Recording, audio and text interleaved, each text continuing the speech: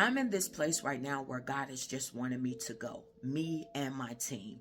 And truth be told, when we go to certain places, we're not knowing exactly what it is that God is wanting us to do or see until we actually get there.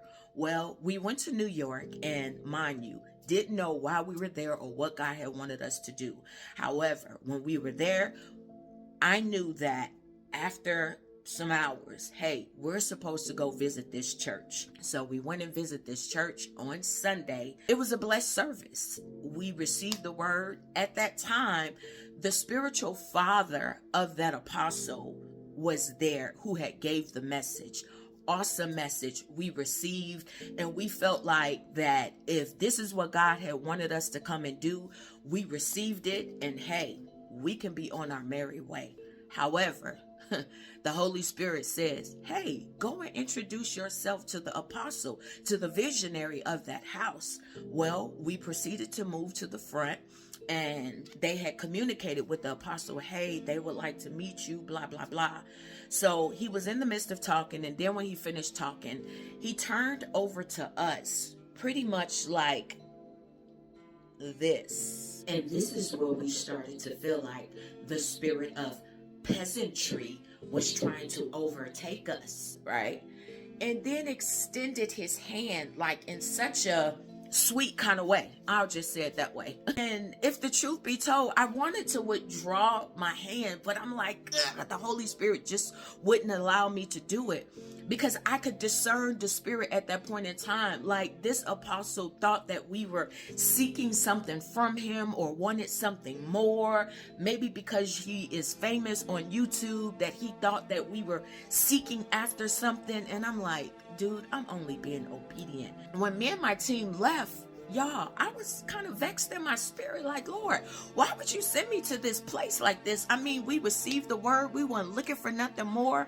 Now, mind you, after the spiritual father had gave the message, the apostle got up there and he gave a speech as to how blessed that he was, that he has a spiritual father, he has all that he need, and then he had received $20,000 from, I forgot, whatever the place. And so I'm like, God, why would you send us to a place like that? And this is what God told me, and this is what I want to share with you leaders today.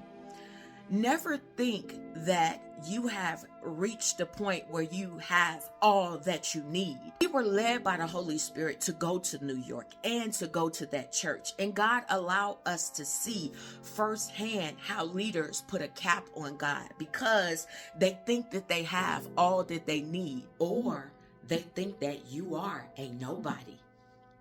When he shook my hand, I'm like, if he was in the spirit, you would have known who I was, and you would have known who sent me. And even as I was introducing myself, he's shaking my hand but turning away and not even paying no attention to me. It was pretty much like I was talking in thin air. It was like over his head. And so I say all of that to say is, we miss out on the things of God because we think that we have more than enough. We think that our cup is full already, that we don't need nothing else in here. At the end of the day, that apostle don't even know why God had sent me to that church. And God had gave me a vision of me crossing paths with this apostle, and him vaguely remembering had took place at his church until I bring to his remembrance. And God showed me the humility on his face. And so I say all of this to say is, never put a cap on God. We also need to learn how to be in a place of humility, practicing humility, not thinking that we are too big or that and everybody else is small. I'm sure many of you are familiar with Warren Buffett, and if you are, then you know that he drives a Pinto.